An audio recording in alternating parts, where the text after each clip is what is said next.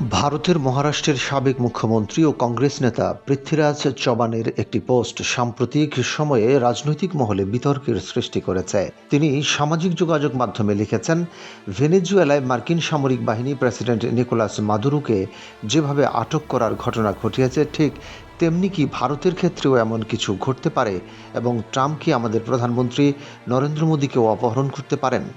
এ ধরনের প্রশ্ন তুলে চবান নেটিজনদের মধ্যে বিস্ময় ও সমালোচনা সৃষ্টি করেছেন। তার মন্তব্যকে সমালোচনা করেছেন জম্মু কাশ্মীর পুলিশের সাবেক শীর্ষ কর্মকর্তা এসবি বৈদ। তিনি বলেন, এটি সমগ্র দেশের জন্য অপমানজনক এবং ভারতের মতো পারমাণবিক শক্তিধর দেশের প্রসঙ্গে এমন বক্তব্য হাস্যকর। এছাড়া সামাজিক যোগাযোগ মাধ্যমেও অনেকে চবানের মন্তব্যকে ব্রেন ডেড, অশিক্ষিত এবং মূর্খ হিসেবে আখ্যায়িত করেছেন।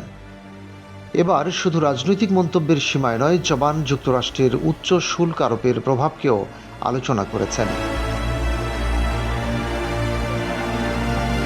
তিনি বলেন, যুক্তরাষ্ট্রের 50% শুল্কের কারণে ভারত থেকে আমদানি রপ্তানি কার্যত বন্ধের মতো পরিস্থিতির মুখোমুখি হয়েছে এবং ভারতকে বিকল্প বাজার খুঁজতে হবে। তিনি আরও উল্লেখ করেছেন, অতীতে যে পরিমাণ মুনাফা ভারত যুক্তরাষ্ট্রে রপ্তানি থেকে পেত তা আর সম্ভব নয়।